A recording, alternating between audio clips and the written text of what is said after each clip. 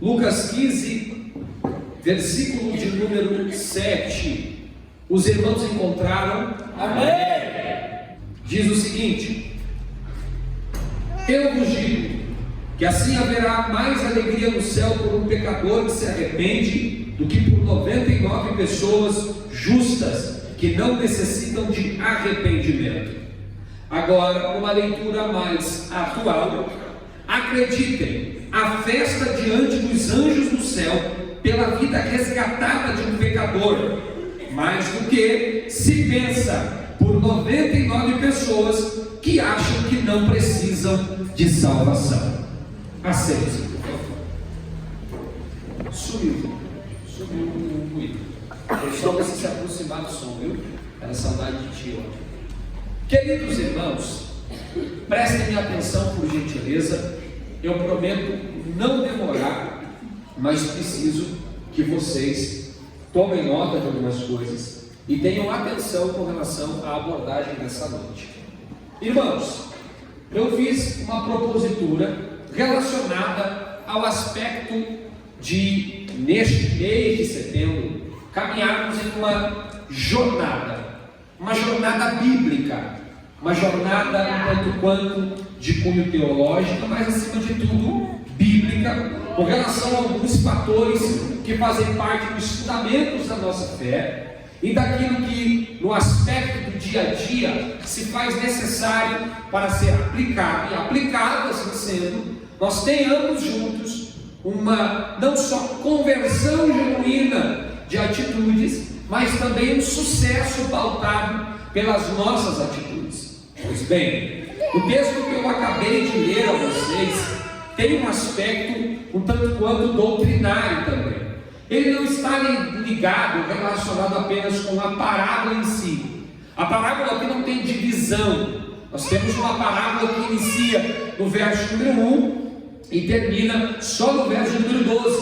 Não tem 3 parábolas aqui. Isso aqui é uma parábola só e ponto final. Sendo assim, nós vamos perceber que o texto que for lido de forma isolada, eu fiz questão de abordar ele de forma isolada, para me fazer compreendido aos irmãos com relação ao meu objetivo essa noite.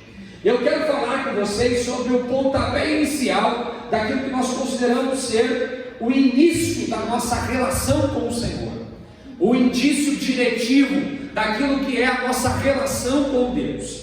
Ninguém que vem para a igreja no aspecto de viver sendo parte da igreja não faz sem que antes seja convertido para o Senhor. Se converta, arrependendo-se dos seus pecados, abrace a fé em Cristo Jesus e, por assim dizer, passe a mudar de atitudes. Mas o primeiro conceito lógico, doutrinário, de base de fé argumentativa que nós temos é a conversão. A conversão nada mais é do que o pontapé inicial, ou a inicialização, do relacionamento entre o homem e Deus. Você não pode dizer que veio para a igreja, cantou no coral, ou fez parte de um departamento, talvez até assumiu a tribuna da igreja, ou talvez até dirigiu, foi consagrado a algo, sem que no aspecto relacionado ao dia a dia da igreja e de forma genuína você tenha se convertido ao Senhor. Caso contrário, ou caso isso tenha ocorrido, ou você conheça alguém que realmente tenha vivido isso, nada mais passou do que uma vida teatral. A pessoa estava apenas atuando, convertido na verdade nunca foi. Porque a conversão é o que nos dá, a outorga, chancela em nós a verdade de que realmente nós estamos em Cristo. Porque nós abdicamos do pecado, abrimos mão de toda irresponsabilidade das nossas ações, atitudes e incoerências de vida pregressa e começamos a caminhar em Deus, com Deus, para Deus. Este estudo nasceu em uma das muitas aulas que eu já participei e eu tive que pontuar algumas coisas para poder trazer a vocês o assunto de forma primaz, mas acima de tudo bem lógico e bem claro. Então o texto que nós abordamos faz menção do quê? Faz menção de algo que nós ouvimos a vida toda. Nós crescemos ouvindo isso. E eu vou fazer uma pergunta, não é para lhe expor, é só para mim ter uma prévia do grupo que eu estou aqui tendo como interlocutores da mensagem. Quem aqui tem mais de 5 anos que se converteu? Levante a mão. Quem aqui tem mais de 10 anos que se converteu? Levante a mão. Diminui um pouco. Quem aqui tem mais de 20 anos que se converteu? Levante a mão. Levante a mão bem alto, que eu quero conhecer o grupo dos 20. Estamos ficando velhos, viu, senhor? E é velho na fé, viu? Com base nisso aqui, é só para mim fazer uma interpretação de grupo. Por quê? Porque acredito que até esses que tenham mais de 5 anos convertidos, ou de convertido, já ouviram a seguinte frase: hoje uma pessoa aceitou a Jesus, e nesse momento tem festa no céu, os anjos estão em festa. Não foram poucas as vezes que eu ouvi o meu pastor João Souza, meu primeiro pastor, e diz que você conhece um pastor pela forma que ele carrega a Bíblia. Pastor João Souza carregava a Bíblia como se fosse um escudo, sempre se defendia pela palavra. Ele caminhava na igreja com a Bíblia assim, no braço, agarrado nela. E eu lembro-me que todas as vezes que alguém aceitava Jesus nos nossos cultos, nos nossos encontros, nas nossas reuniões, o pastor João Souza pegava a Bíblia, vinha para a frente do altar, porque naquela época eram os pastores que oravam pelas pessoas novas convertidas, mesmo que houvesse um pregador de fora ministrando, os pastores assumiam, e o pastor João Souza, com aquele jeitinho dele humilde, pegava a Bíblia, colocava sobre o coração e dizia: irmãos, alegremos-nos no Senhor, porque o céu está em festa, os anjos estão jubilando no Senhor, porque hoje uma alma se converteu e veio para Jesus. Você também já deve ter tido essa experiência, já deve ter ouvido os irmãos que são do interior, que são interiorianos, né? Os irmãos que vieram de uma igreja simples devem por muitas vezes ter escutado isso. Por quê? Porque acabou se tornando um padrão de comportamento. Olhe para mim, eu estou pregando, por favor. Acabou se tornando um padrão de comportamento relacionado aos cultos dentro das nossas igrejas brasileiras, fazer festa, porque se há festa no céu, logo tem que haver festa na igreja por um pecador que se arrepende. Até aqui tudo bem? Amém. Sim, ok. Porém eu quero considerar com vocês o texto que eu li. O texto que eu li diz que há diante dos anjos festa no céu quando o pecador se arrepende. Logo a lógica é considerar a interpretação exegética bíblica para poder responder o que é que acontece quando o pecador se arrepende. E estudando, você vai perceber, e não precisa fazer muito esforço, que no conceito lógico, teológico, o texto está fluindo para uma interpretação de regozijo, de alegria, porque uma alma foi resgatada, porque alguém decidiu-se em se arrepender, e a partir de então, agora está salvo.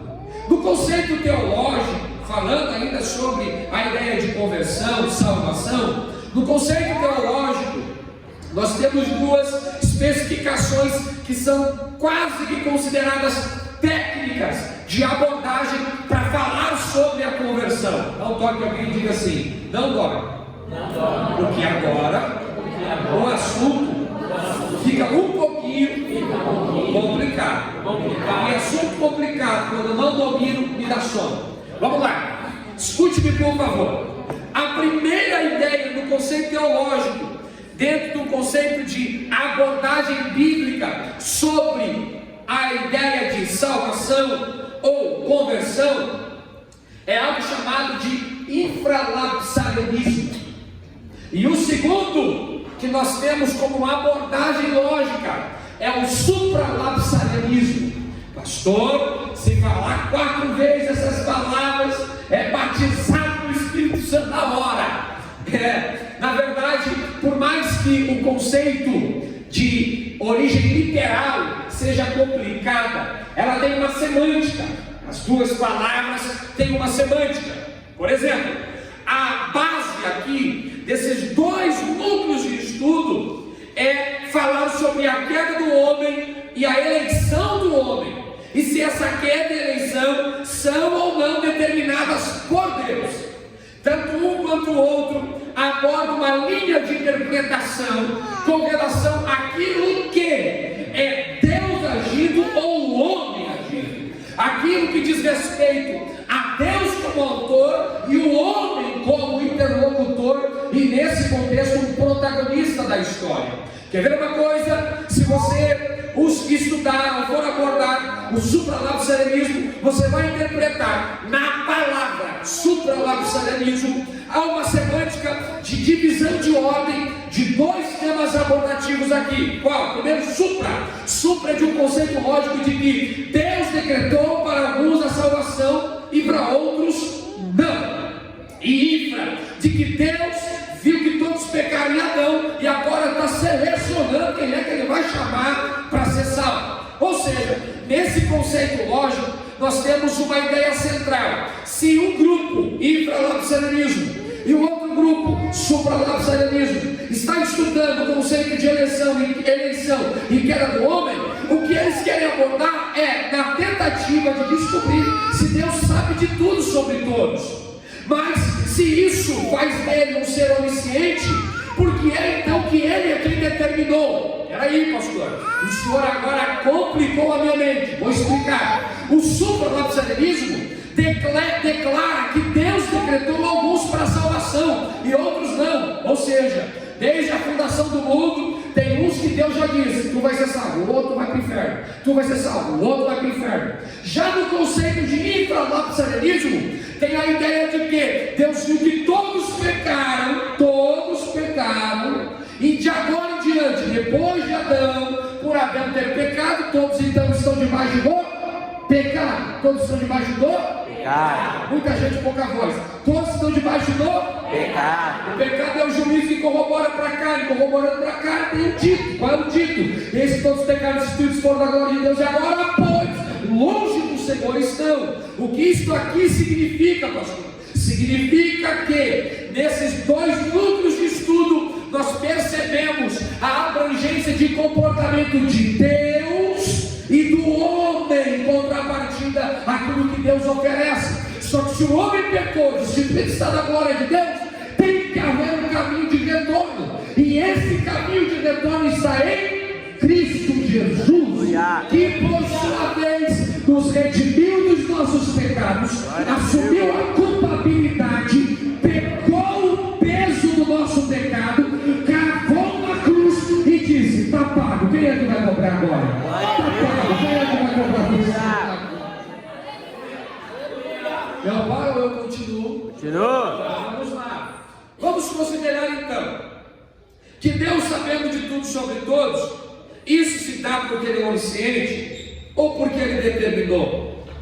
Isso se dá porque Ele tem ciência de tudo ou porque é Ele quem determina tudo? Bom, os 2 aspectos demora-se tempo para que se sejam abordados, e não é hoje que eu quero abordar, e não quero transformar isso aqui em sala de aula teológica.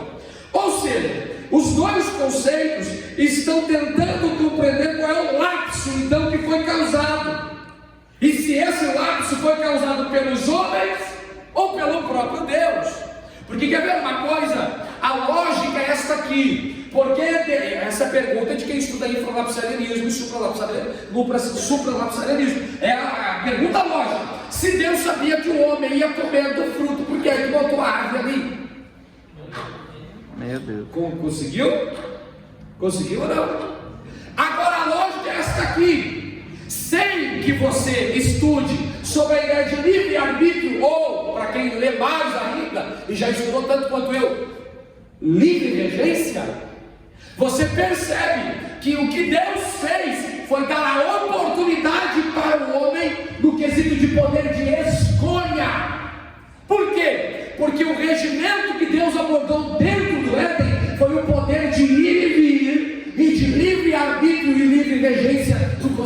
escolha a lógica mental. Você tem poder de escolher. Porque se eu não quisesse que você escolhesse, eu lhe tiraria o direito. Mas como lhe dei o direito, então não posso inibir que você faça a escolha. Então isso aqui é o que nós chamamos de livre-arbítrio, que isso um pouco mais livre regência. Agora vamos lá. Se isso é uma verdade, como é então que eu considero que Deus tinha um projeto, se o projeto era para o homem pecar?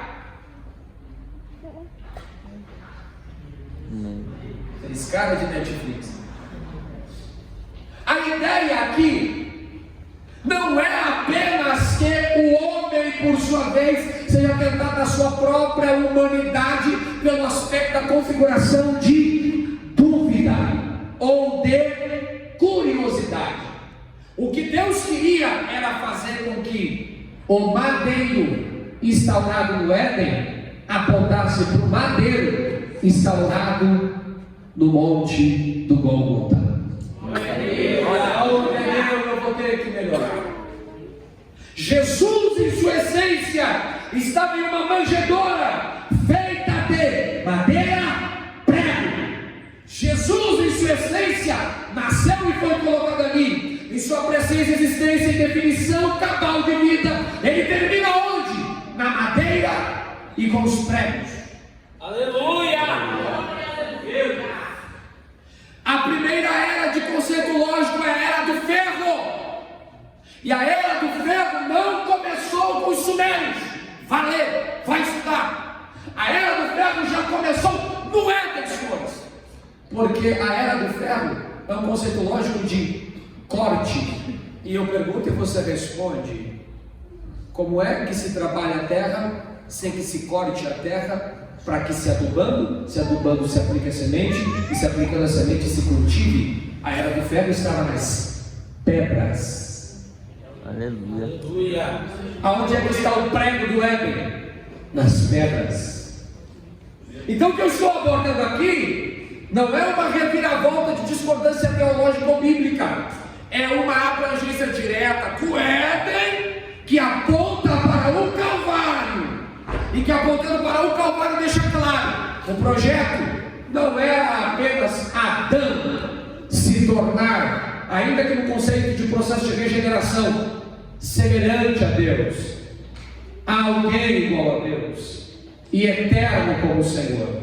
Adão peca e pecando arrasta a humanidade com ele, porém arrastando a humanidade com ele, nenhum dos que vieram após Adão, exceto Cristo, conseguiu complementar o desejo de Deus, de um homem que, mesmo tendo a mesma matéria que Adão, não pecaria como Adão pecou. E é por isso que só quem poderia trazer regeneração era o Filho unigênito do Pai. Porque a lógica é esta aqui: eu peco por causa da matéria, a matéria grita pelo peso do pecado. Jesus vem na matéria e diz: venci o pecado, venci o mundo, e por ter vencido o pecado, vencido o mundo, cumpri a Escritura, e cumprindo nele toda a Escritura, fomos libertos do poder da lei e da escravidão.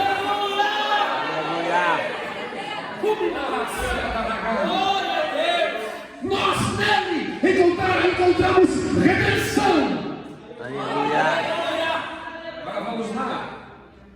Se nós lermos o texto com calma, novamente, nós vamos ter uma aparente ideia de que a reação de Deus em fazer aqui nesse texto a festa é contraditória.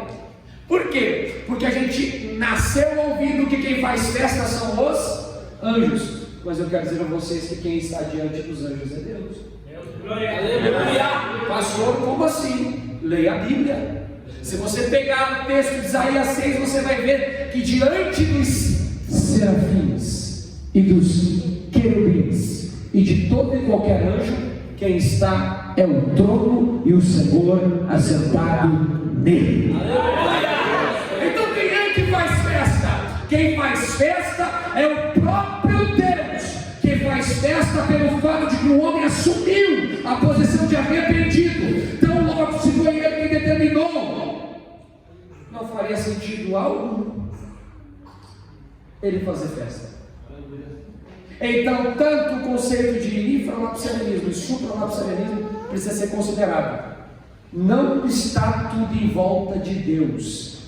No quesito salvação para a humanidade e conversão para o homem tem a sua parte de culpabilidade e de projeção de auxílio com relação à sua própria evidência para ser então um Deus feito nova criatura. Glória a Deus. Isso aqui é para bugar a tua mente mesmo, sabe por quê? Porque a gente está batendo o peito e se dizendo convertido. Mas convertido por quem e para quê? E já vou chegar lá. Escute-me, por favor. O homem assume a posição de arrependido. Então logo, nós temos que fazer uma pergunta. Se foi Deus que determinou, não faria sentido algum ele fazer festa. Foi arrependimento ou foi Deus que determinou? Se foi Deus que determinou, é força divina, é decreto estabelecido pela eternidade. Agora, se é o homem que se arrepende por ser interlocutor ativo, então eu tenho que entender aonde é que mora aquilo que nós chamamos de monergismo e sinergismo. E eu pergunto e vocês respondem: vocês são o quê? Sinergistas ou monergistas? Pastor, eu sou um só, já está errado. Você tem que ser os dois. Em qual aspecto? Na essência, monergista, mas na evidência, sinergista. Porque o autor e consumador é quem? Quem? Vocês estão em dúvida? Quem? Mas a minha parte fica onde com relação à salvação? O sinergismo. Quer ver? Vamos lá. Sendo assim, é necessário voltarmos ao estudo que aborda o monergismo e o sinergismo. Mono, ergon, trabalho. A palavra monergismo e sua semântica se divide em duas palavras: mono, ergon. Mono, ergon, trabalho. Ou seja, seria o trabalho realizado somente por Deus e mais ninguém. É a ideia de que Deus salvou e no ponto final da tua história, Deus coloca dizendo que você já está salvo. E daí em diante tu pode fazer o que tu quiser, porque ele já está decretado que tu está salvo. E aí entra o conceito que muitos adotam, a ideia, e é uma ideia errada, tá? De que tudo que eu fizer depois eu não vou prestar conta, porque eu já sei que no final de tudo eu vou ser salvo. Entenderam? Só que eu preciso lembrar vocês, nós somos ensinados desde as primícias da nossa fé a sermos monergistas. Tudo é para Ele, para Ele e por Ele. É assim, não é? A Bíblia diz que Ele é autor e consumador da nossa fé. Então lá vai. Se nós temos o monergismo que adota essa ideia e não está errada na totalidade, nós temos também o sinergismo. Se é um prefixo que fala de algo feito em conjunto, de um trabalho mais do que um, a saber, 2 ou 3. E o ergon, que é o mesmo sufixo que está relacionado a outra palavra, que fala de trabalho, um trabalho em conjunto. É quando eu compreendo que Deus faz a parte dele, mas eu não posso me inibir de fazer a. Pegou até aqui? Aleluia! Então agora eu quero a Bíblia na tua mão. Você vai abrir a Bíblia aí. Bom que eu tenho tempo aqui. Já caminhei na introdução. Nossa fé desde o início foi ensinada como monergista. Vendo? Atos 4. Abra a Bíblia.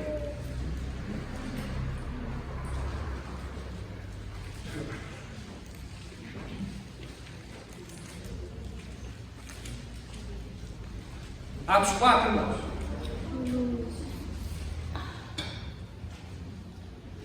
Achou? Amém.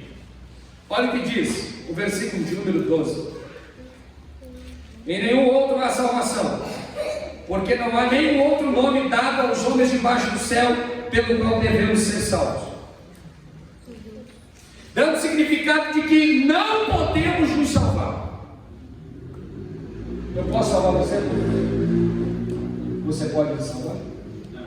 Porque salvação é só monergismo, está certo? Não está errado.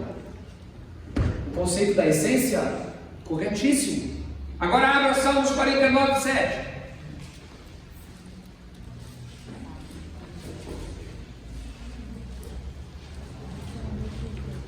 Alguém de pé, leia respeitando ponto, vírgula e pontos de exclamação e de interrogação.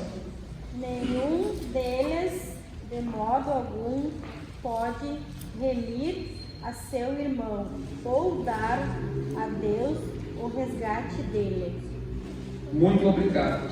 Nenhum deles pode de alguma forma salvar o seu irmão, nem pagar a Deus o resgate por ele, porque é só Ele que pode salvar o homem.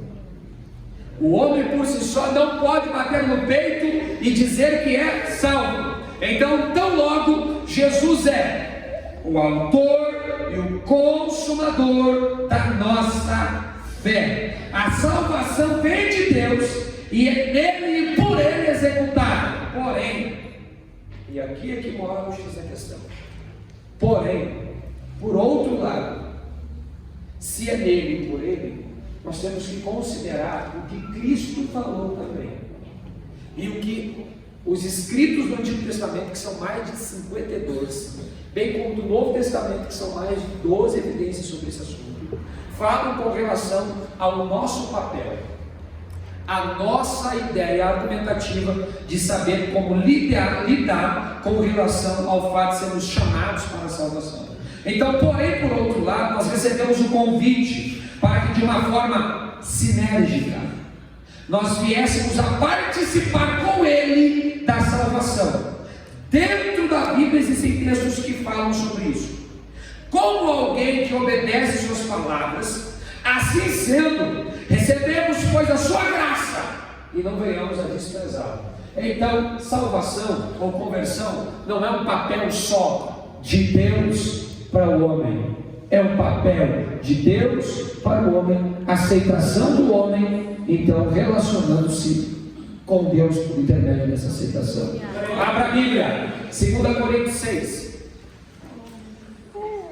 Eu gosto desse texto. 2 Coríntios 6.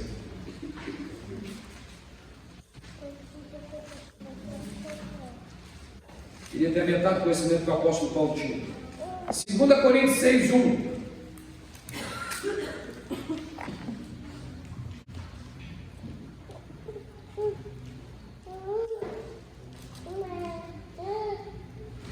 Olha o que está escrito: ousa algum de vós, tendo um assunto contra o outro, ir até a lei perante os injustos e não perante os santos?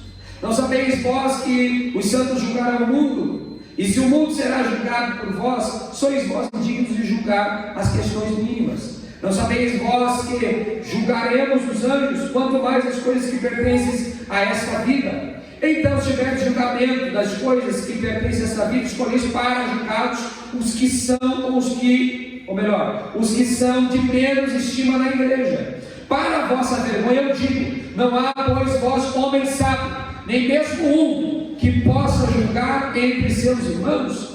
Mas vai o irmão a lei com outro irmão, e isso perante os incrédulos. Na verdade, já é realmente uma falta entre vós irem à lei uns contra os outros. Porque sofreis antes a injustiça? Porque não sofreis antes o dano? Mas vós fazeis injustiça e defraudais a isso aos seus irmãos.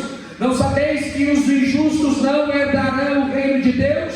Não vos enganeis, nem os fornicadores, nem os idólatras, nem adúlteros, nem efeminados, nem os que abusam de si mesmos, como os do sexo masculino, que está falando de homossexualismo também, nem os ladrões, nem os cobiçosos, nem os bêbados, nem os difamadores, nem os historiadores herdarão o reino de Deus. Ao menos alguns de vós têm sido isso, mas fossem lavados, mas fossem santificados, mas fossem justificados em nome do Senhor Jesus e pelo Espírito de Deus. Todas as coisas me são lícitas, mas nem todas as coisas me convêm. Todas as coisas me são lícitas, mas eu não serei trazido sob o poder de nenhuma delas. Por quê? O apóstolo Paulo gasta no capítulo 6 falando sobre atitudes relacionadas à perca possível da salvação. Porque ele entendia uma coisa que falta para essa geração. Isso aqui é um caminho de mão dupla. Deus veio com a salvação e eu volto com a obediência. Deus veio com a salvação e eu volto abraçando a graça. Deus veio com a salvação e eu volto com os ouvidos sensíveis à voz do seu Espírito que me convence do pecado. Como está, abra a Bíblia por favor, como está escrito no Evangelho de Jesus Cristo, João 16. Abra a Bíblia.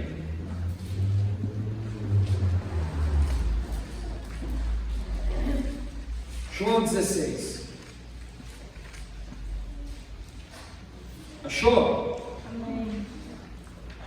16, do 7 ao 11. Alguém fique em pé e leia, por favor.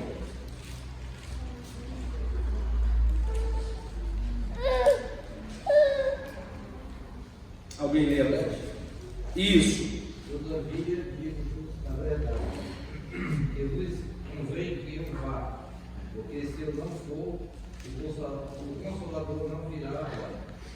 Mas se eu for, enviar-vos ele, e quando ele vier, convencerá o mundo do pecado e da justiça e do juízo.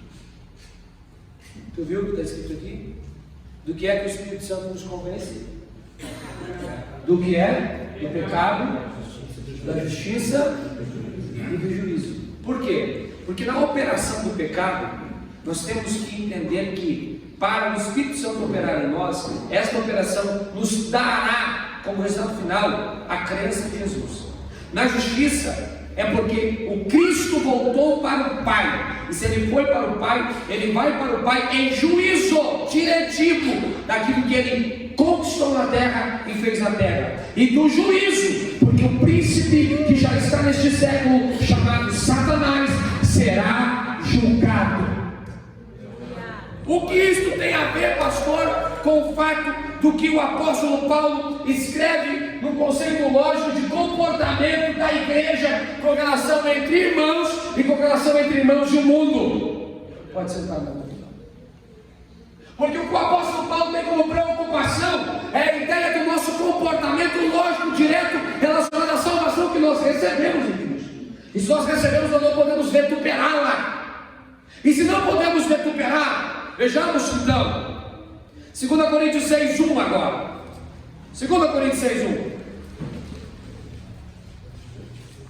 Como fica o nosso papel nisso? 2 Coríntios 6:1. Olha o que está escrito, eu vou ler para você aqui. Então, nós, como colaboradores dele, colaboradores de quem? Colaboradores de quem? Rogamos-vos também, para que não recebais a graça de Deus em vão. Como é que alguém recebe a graça de Deus em vão? Vindo num culto como esse e não dando a mínima para o que está sendo ensinado. Como é que alguém recebe a graça de Deus em vão? Batendo no peito, se dizendo convertido, mas tendo atitudes de incrédulo.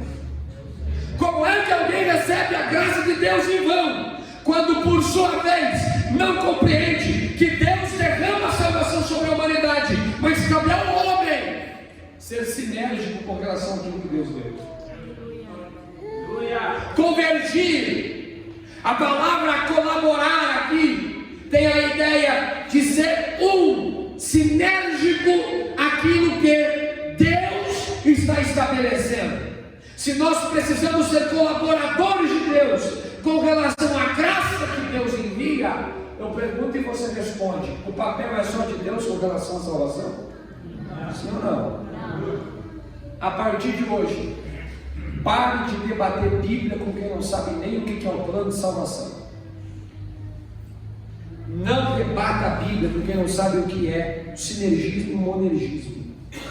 Quem nunca abriu um livro para explicar sobre infralapsarianismo e supralapsarianismo. O meu TCC na escola teológica foi sobre exatamente esse assunto. O conceito lógico de salvação na visão arminianista ou arminiana e no conceito lógico calvinista. Qual é o núcleo em que os dois casos acabam se encontrando? Em ambas as teses, elas acabam se encontrando no final. O final é um só. Cristo é a salvação. Então, sendo assim, eu preciso considerar que eu tenho um papel junto à salvação ou à conversão. A ideia de desprezar aqui que o texto está abordando, a ideia de não receber, eu gosto da palavra usada aqui, para que não desprezais a graça de Deus de forma vã. Eu gosto dessa ideia porque essa ideia traz um conceito de algo que você vê o valor, tá? Vê o valor. É como se você olhasse para um pote de ouro e dissesse: eu não preciso disso. Isso não mudaria a minha vida. Isso não me favorece em nada. Isso não me auxilia. Eu estou dando um exemplo chulo. Chulo, em vista da graça, isso é chulo. Chulo demais. Porque a graça de Deus é melhor do que qualquer riqueza dessa terra. Só que acredite, tem gente querendo falar da graça sem nem entender se é salvo ou não ainda. Por quê? Porque nós temos um problema nas nossas igrejas. Qual? A ideia de não sabermos se nós somos convertidos ou convencidos de uma conversão. Porque tem muita gente que canta, mas não é convertido, ele é convencido. Tem muita gente que prega, mas não é convertido, é convencido. Tem muita gente que vem para a igreja cultuar, tem dizimista, que é dizimista, mas não é convertido, é convencido. Pastor, Deus abençoe ele? Claro, uma pessoa pela obediência. Pelo fato de que ele está fazendo aquilo que é uma doutrina bíblica. É fato.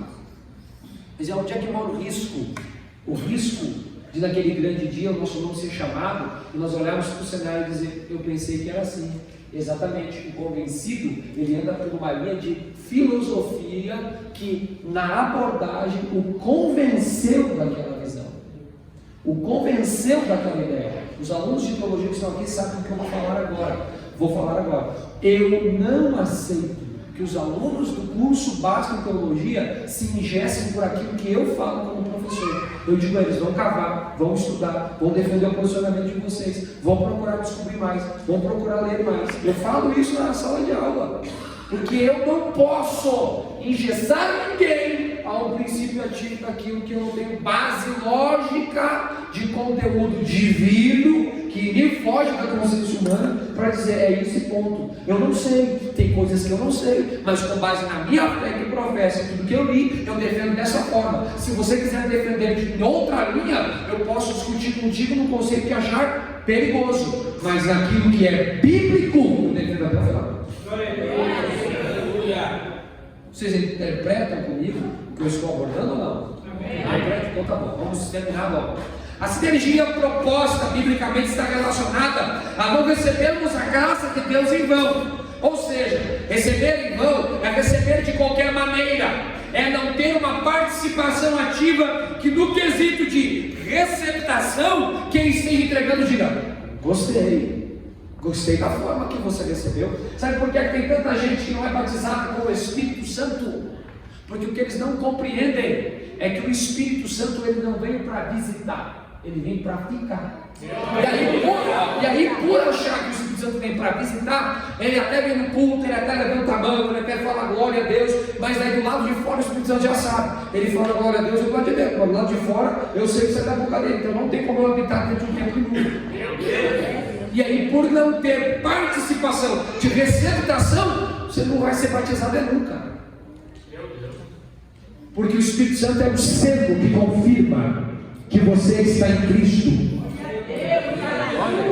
Pastor, ainda não fui. Continue buscando, porque Ele quer te dar. Ele tem para dar. Mas procure descobrir aonde estão os teus erros em contrapartida ao fato de você ainda não ter recebido. Porque se é promessa, tem que se cumprir.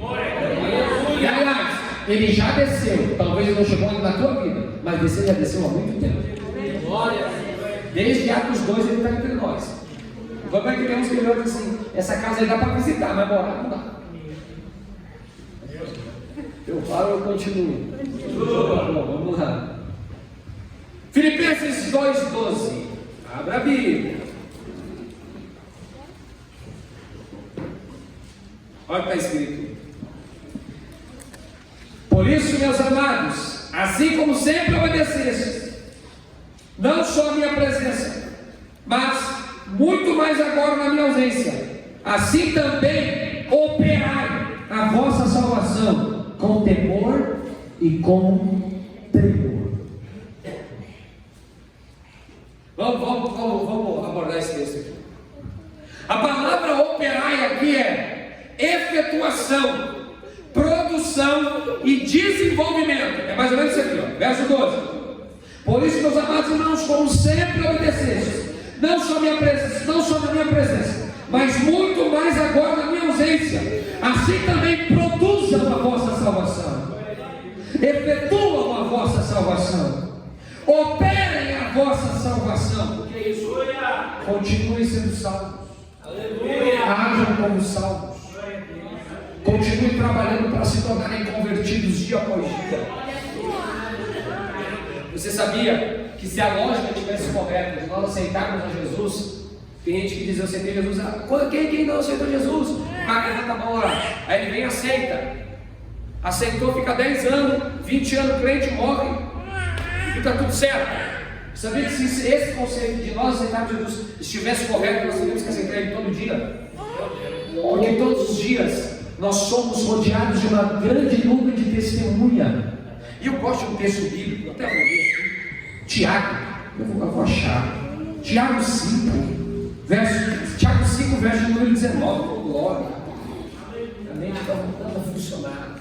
Tiago 5,19, olha o que diz: irmãos, se alguns de vós têm se desviado da verdade e alguém o converter, saiba que aquele que converte um pecador do erro do seu caminho salvará da morte uma alma e cobrirá uma multidão de pecado. Por que eu estou dizendo isso? Porque nessa ideia de nós convergirmos ao Senhor, de nós operarmos e produzirmos salvação, nós não produzimos apenas para nós produzimos para o ímpio, que ao olhar para nós assim: eu também preciso me arrepender, eu também preciso mudar, eu também preciso mudar de atitude. Porque se eu mudar de atitude, automaticamente eu sei que em Cristo os meus pecados são cobertos. É por isso que quando você ganha uma alma, você livra ela da morte. E está falando da morte eterna. E livrando da morte eterna, você cobre uma multidão de pecados. Porque tem pessoas que podem até bater no peito e dizer assim: eu peguei isso aqui. Mas enquanto as pessoas podem pecar por isso aqui que eu fiz.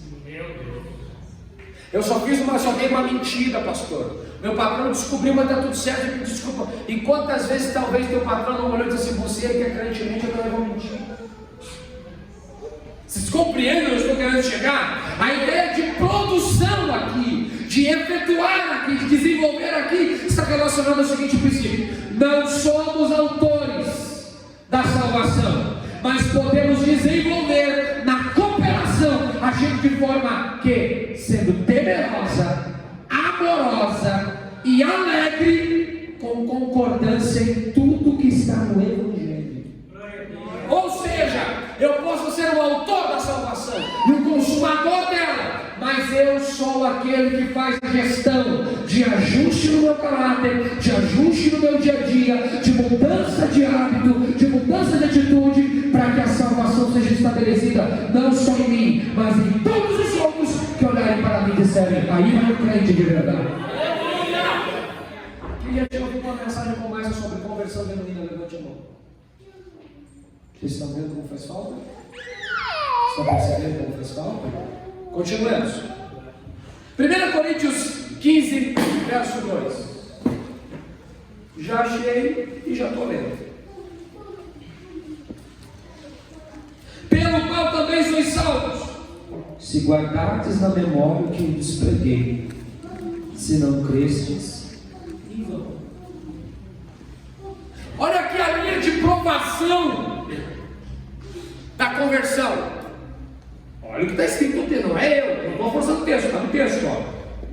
Pelo qual também sois salvos. Ó, tem uma vírgula ali. São salvos. Ponto determinante. Tem uma vírgula. Porém, se guardardes os mandamentos. Então, por favor, diga para esse irmão: hoje, diga, hoje, se a trombeta toca, tu sobe ou tu fica? Que ele te responder, irmão. Peraí, pastor, me desesperei. Esqueça do texto que nós lemos.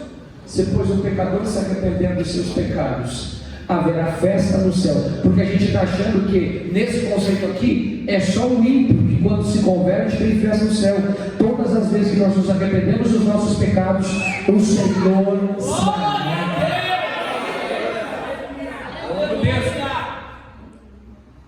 1 João 5,18. Eu disse: vocês iam abrir a Bíblia? Estão gostando de abrir a Bíblia, irmão? Não gostando, não? Antes de Apocalipse, depois de 2 Pedro. 1 João 5,18. Olha o que está escrito: sabemos que todo aquele que é nascido de Deus não peca, mas o que é gerado por Deus o guarda, e o maligno não lhe toca. Aleluia! Pastor, mas peraí, você hoje que eu peco? Eu sou pecador. A diferença entre você e o pecador apaixonado pelo pecado é que você é um pecador confesso. Sabe o que é um pecador confesso? É um pecador que ele erra, que ele falha, ele sabe, ele tem consciência, mas ele é tipo Davi, assim: Senhor, arranca de mim o trono, arranca de mim o cetro, arranca de mim a glória de ser um rei, mas não tira de sobre mim o teu Espírito. Esse conceito aqui abordado de uma forma rápida, sem ler o contexto, parece que faz de todo mundo aqui, todos estão no mesmo balaio. Mas olha o que diz aqui,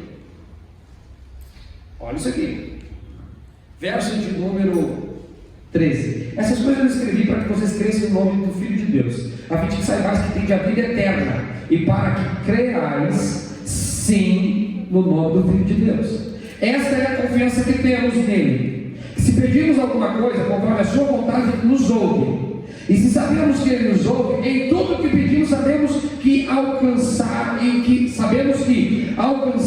dele as petições que desejamos. Se alguém vir, olha, ele está tratando de pedido, olha onde ele vai agora. Se alguém vir o seu irmão pecar um pecado que não seja para a morte, deve orar. E Deus dará vida àquele cujo pecado não é para a morte. Há um pecado que é para a morte, e não digo que a respeito desse deva-se orar. Há um pecado, olha o que está escrito, que é para a morte, e não digo que se deve orar por este. Esse você nem gasta tempo orando. Toda injustiça é pecado, e há um pecado que não é para a morte. Sabemos que todo aquele que é nascido de Deus não peca, mas o que é gerado por Deus o guarda. Que pecado é esse que ele está falando? Que quem é nascido de Deus não peca. Existe possibilidades de interpretação, e a possibilidade, como ele não fala, é duas. Primeiro, blasfêmia contra o Espírito Santo, e segunda, deslealdade. Esses dois pecados não têm perdão. Me mostre Deus perdoando Satanás. Deslealdade. Blasfêmia contra o Espírito Santo, não tem perdão, porque o Espírito Santo é o quê? O nosso interlocutor, aquele que intercede por nós diante do Pai. Se eu pego contra o Espírito Santo, quem é que vai ao Pai? Vem cá, é o Espírito Santo. Espírito Santo, bonitão, de azul, hein? Então o Espírito Santo, o Estevão é Deus. Eu peco. Se eu peco contra o Espírito Santo, o que é pecar contra o Espírito Santo? Atribuir a Satanás aquilo que é de Deus. Atribuir a Satanás aquilo que é do Espírito. Pare de ficar imitando línguas estranhas. Pare de ficar indo atrás de stand-up comedy. Stand-up comedy é um jeito engraçado de levar a gente para o inferno. Pare de debochar em quem pula, quem vibra, quem dá lugar. Pare com isso. Você está cavando a sua morte espiritual, e contra isso não tem perdão. Se eu peco contra o Espírito Santo, quem é que vai interceder pelos meus pecados diante de Deus? Se eu pequei, e o próprio proverbista, e também relacionado ainda direto ao apóstolo Paulo, só me engano, disse: não entristeçais o Espírito Santo. Como é que vai interceder por mim? Se a irmã fala em línguas estranhas e tu vai dizer assim: isso é coisa do diabo, hein? Isso não é Deus. esse sapateamento de quem vai precisando de Umbanda. Vigia. Você pode estar indo para o inferno por causa da tua vida. Pode sentar, obrigado. Eu paro, eu continuo. Eu sei que vocês querem que eu pare, mas eu vou continuar. Tem que terminar. Então, percebendo isso aqui, nós sabemos que a ideia de pecado não aborda a todos, mas aborda aqueles que amam o pecado, aqueles que têm prazer no pecado e aqueles que são escravos do pecado. Pois bem, tenho 5 minutos para terminar e agora eu começaria a falar sobre conversão, mas eu vou terminar. João 12, abra a Bíblia. Agora é o Evangelho. Óbvio, né, irmão? As cartas não têm a partitura. Você já sabia disso, né? Coisa que você nem procurou onde você abriu, né? Sei. João 12, versículo de número 48. Qual é o resultado a partir do momento que eu compreendo que eu tenho meu papel junto à salvação? 12:48. Quem me rejeitar e não receber as minhas palavras, já tem quem o julgue. A palavra que eu tenho falado, essa o julgará no último dia. Quando eu não recebo a graça, quando eu não recebo a Cristo, e quando eu não converjo com tudo aquilo que está relacionado à obediência às Sagradas Escrituras, automaticamente o meu livre-arbítrio será o poder de uso do Eterno para qualificar. Você tem espaço com Ele ou espaço com Satanás? Então o resultado é um só. Qual? A partir do momento que eu compreendo o meu papel, que eu não rejeito, que eu recebo as palavras, eu estou aquém de um julgamento que me coloque na identidade de culpabilidade. Eu passo a compreender que eu sou parte importante. Crianças, por favor, o pastor está pregando. Eu passo a compreender que eu sou parte importante e interna do aspecto salvífico. Por isso que a alegria é de Deus em fazer festa, relacionado ao pecador que se arrepende. Aí tem uma coisa que a gente tem que entender, Neemias 8. Abre aí. Vamos, irmão. Está cansadão hoje, né? Neemias 8.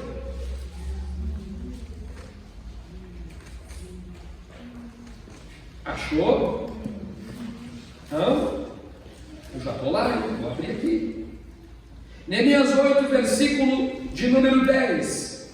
Então lhes disse: segui o vosso caminho, comei a gordura do bebê, estou acrescentado. Em vez por sangue, não quero como foi preparado. Este é o dia santo do Senhor. Nem estejais contritos, porquanto a alegria do Senhor é. A alegria do Senhor é. Sabe como é que a gente interpreta isso? Te alegre, mano. A alegria do Senhor é a nossa força. Te alegra aí. Está desanimada? Está desanimado? Te alegra. Na verdade, o que está escrito aqui é que quando Deus está alegre a teu respeito, isso é o que te fortalece. Aleluia! Como assim, pastor? Se há salvação para o pecador e o pecador arrependido, confesso, diante de Deus todos os dias busca por arrependimento, e é o arrependimento genuíno, o Senhor se alegra, e se alegrando o Senhor, é Ele quem te fortalece. Compreendeu ou não? Então vamos lá, existem alguns tipos ou modelos de conversão. Capaz tem que tirar esses papéis do culto, senão começa a dar noite de novo. O primeiro modelo é a conversão antes de chegar na casa de Deus, antes de entrar na redoma, antes de participar dos ritos, da irmandade, dos dogmas, antes de participar de tudo aquilo que nós concordemente, juntos, atuantes dentro do Evangelho, achamos que seja necessário, ainda que uma linha mística, ainda que uma linha de comportamento de herança relacionada a dogmas evangélicos e por aí vai. Antes de chegar na casa de Deus, tem gente que se converte, sabia disso?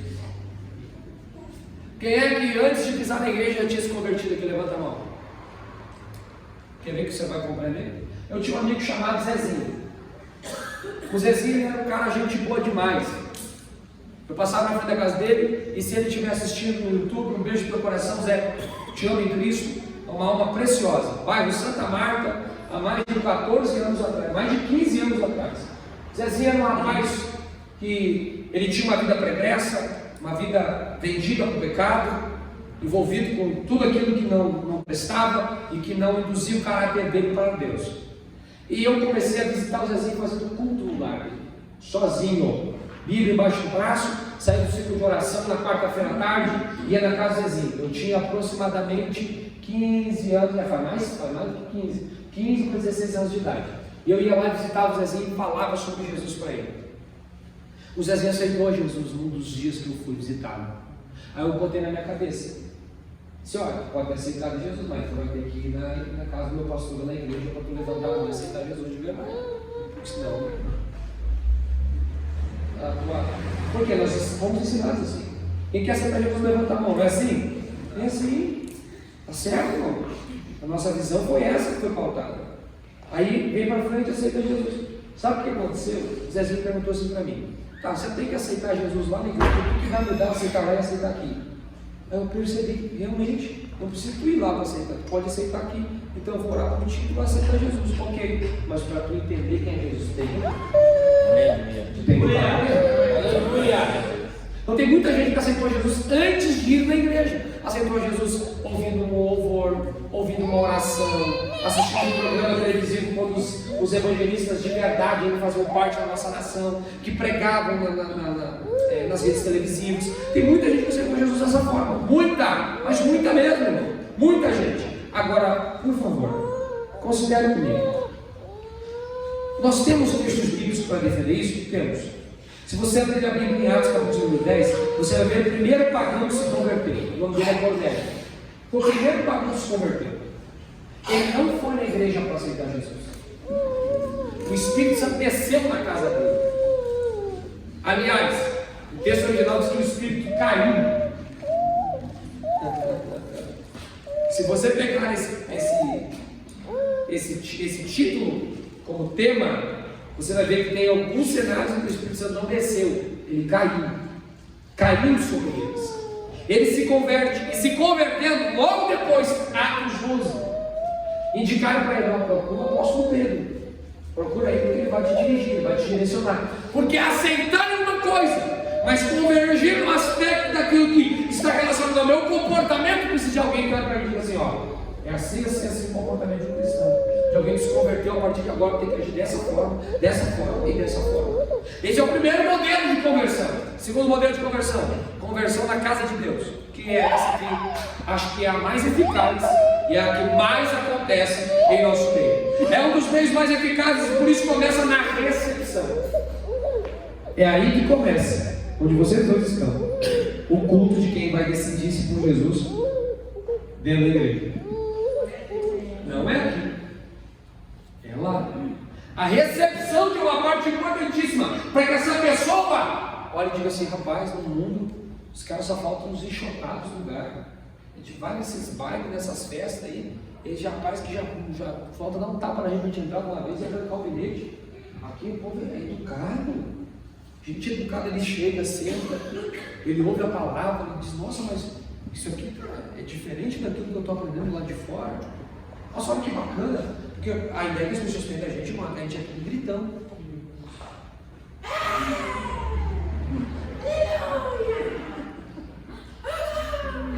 Adianta?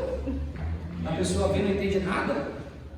A pessoa vê e não aprende nada. A pessoa vê e não consegue considerar nada do que a gente fala, porque não leva a sério, porque o nosso comportamento não converge com aquilo que as Escrituras falam. Quando o ensino está sendo prescrito, predito ou falado, estejais todos em silêncio. Mas só pode agora Deus? Claro que pode aleluia, claro que pode, mas no aspecto de ensino, quanto mais silêncio estiver, melhor é. Você sabia disso? Porque você suga mais a responsabilidade da fala com relação àquilo que vai sendo falado, porque isso vai sendo falado, vai entrando no teu subconsciente, sem nenhuma atitude corpórea que interpele o fato de que você está com a sua atenção focada na palavra. E o ímpio fez assim: rapaz, que coisa interessante, hein? Gostei daquilo que o pastor falou. Me diz aí, me explica aí, o que é que ele quis dizer com aquilo? Aí cabe a você ensinar aquele que veio. Porque aí alguns dizem assim: ó, pastor, vou jogar para o senhor resolver. Joga para mim não, meu irmão. Foi tu que trouxe, agora cuida da alma. Aleluia. Resolve aí. vai explicando, porque a afinidade é melhor de quem está próximo da alma do que alguém que é desconhecido. As pessoas têm uma visão de pastor dentro de um conceito que o pastor é quase que intocável, não dá para chegar, difícil de chegar nele. Então você que já tem o acesso à pessoa tem que ter uma particularidade de intimidade, assim, eu vou te explicar, me dá um tempinho que eu vou te explicar. Aí sim, ô pastor, o cara me perguntou aqui se existe inferno, hein? Como é que eu explico sobre isso aí? Aí tu vem comigo, irmão, que eu vou te explicar. E eu espero que tu aprenda para poder explicar certo para aquela alma que você está dirigindo. Aleluia! Você entendeu ou não? Amém! Ele fica dos crente besta, você é crente besta, irmão, achando que pode dar carteiraço nas pessoas. E dando carteiraço na firma, no trabalho, nas redes sociais, entre os amigos, porque eu sei, tá aqui. Aí tu pergunta, qual que é o plano de salvação então? Explica aí então. Qual que é o plano de salvação? Ah, não sei, então cala a boca, fica quieto, porque tu prejudica o reino. Tu prejudica as pessoas que estão querendo levar a sério a obra de Deus, e porque tu se acha o dono da verdade, tu estraga o evangelho, que não é um conceito de ser dono da verdade, mas é a verdade empírica. Aleluia! Quer mais, ou pá? Eu vou continuar, não estou com pressa. Conversão dos nossos filhos também precisa ser observado, porque através de experiências com o mundo, eles vão acabar vendo que o melhor caminho é a conversão, porque nem o filho teu. Aí está aqui, é o conceito lógico do pedobatismo. Quem já estudou sobre isso também é coisa muito alta, então eu vou tentar melhorar. Ah, eu já é salvo, já está salvo, já vou jogar lá na mão do padre, o padre vai jogar uma água benta ali, está salvo. Mentira! Vai para o inferno com água benta e tudo. Tem filho de pastor que vai ir para o inferno, para daí no inferno, junto com o inferno, ser conduzido para o Hades. Ou você acha que é o inferno se jogar no inferno? Você acha que é um outro dia?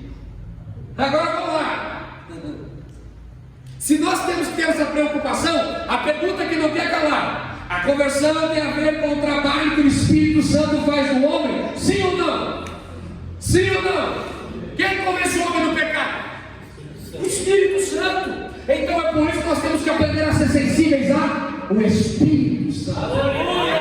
Nós precisamos ter sensibilidade com Ele, porque se você está lá no dedo, eu estou dando só um exemplo, não é porque se você está lá ele sai, mas se você está lá no dedo, dependendo da tua atitude com relação ao fato dele estar no ambiente, ele pode se isolar e você acaba perdendo a sua bênção por causa de uma atitude que não corroborou com o desejo de Deus para a tua vida. Vamos lá. Tem muita gente que está convicta da forma correta e por este motivo acabará indo para o inferno, porque ele não foi convertido, ele foi convencido de algo. E aí a pergunta que não vai calar é: você é convertido ou convencido? Me convenceram, pastor, porque se eu soubesse que era assim. Não tem? Depois de uns anos na igreja, rapaz, a igreja é isso aí, né? Rapaz, se eu soubesse que era assim. Tu foi convencido, tu nunca se converteu.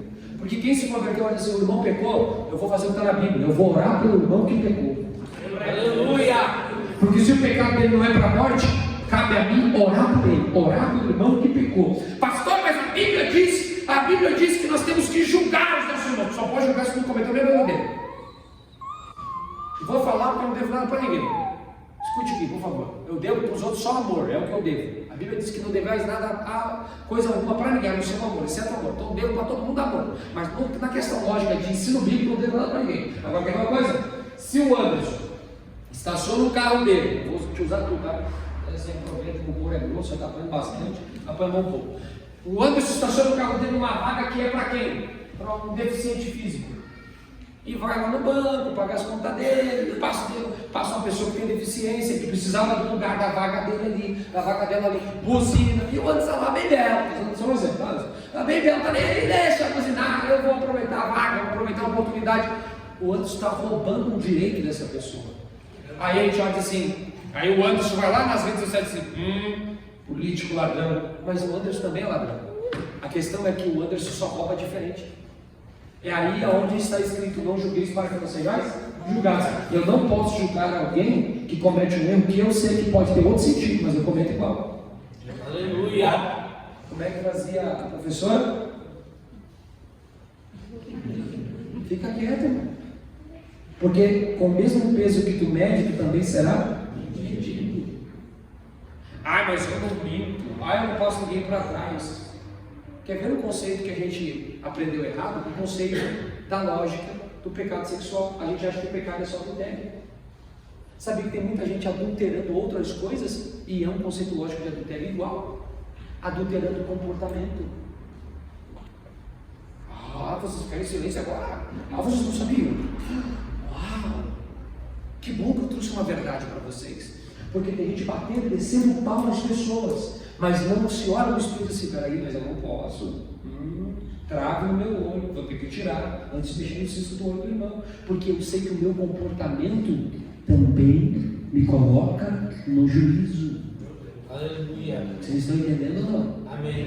Então nós não podemos ser convencidos de algo, porque uma vez convencidos por algo, a gente vai ver a represália de uma forma que quem é convertido não vê. Quem é convertido olha para a situação e diz assim, não, tudo bem, eu aceitei a Jesus, eu não aceitei o pastor, ele pode falhar. Eu aceitei a Jesus, eu não aceitei nenhum obreiro, eles podem falhar. Eles são homens, eu também sou, eles pecam, eu também peco. A diferença entre nós é o nosso pecado. Agora, uma coisa nós temos em comum: quem nos salvou, redimiu, perdoou e nos deu a oportunidade de sermos enxertados nele. Até aqui tudo bem? Fique de pé.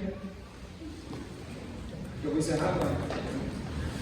Terceiro modelo de conversão: conversão fora da casa de Deus. Pergunte como, pastor? Como, pastor? Filho pródigo. Filho pródigo se converteu fora de casa. Longe da casa do pai, ele caindo em si, disse assim: meu pai tem jornaleiro, meu pai tem tudo, e eu estou aqui padecendo fome, sofrendo. O filho pródigo é aquele que já esteve e saiu. Ele é o maior exemplo. Lucas 15 fala de um aspecto inanimado, a saber, a dracma, que é como aquela pessoa que não tem mais sentimento e está perdida. Também fala sobre a ovelha, que é da casa do pastor e nasceu na casa do pastor. Aliás, vou falar uma coisa aqui: você sabia que todo pastor morava com as suas ovelhas? Não sabia. Eu tenho uma professora de hebraico que ela mostra no cenário da antiga Palestina um lugar onde os pastores dormiam com as ovelhas e conviviam com as ovelhas. Sabe por que o pastor é considerado a porta das ovelhas? Porque era um buraco dentro de uma rocha que as ovelhas entravam e o pastor dormia na porta. É por isso que ele é considerado a porta das ovelhas, porque ele convivia diariamente com as ovelhas, dia e noite com as ovelhas.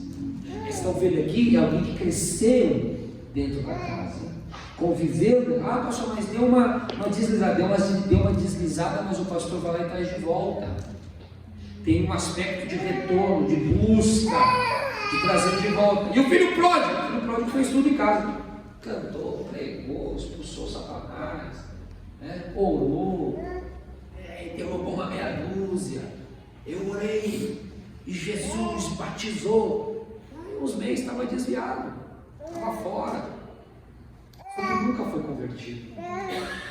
Porque a verdade precisa ser dita, e eu vou falar. Estou com o microfone, estou com a voz aqui, boa para pregar hoje, com pouca falta de ar, eu vou aproveitar e vou falar. Quem se converte de verdade e conhece a Cristo, nunca mais abre mão dele. Glória a Deus. Os convertidos de verdade não abrem mão do Senhor. Agora os convencidos. Eu achei que era assim. Eu achava que seria desse jeito. Não é assim. Não é como tu achava que seria.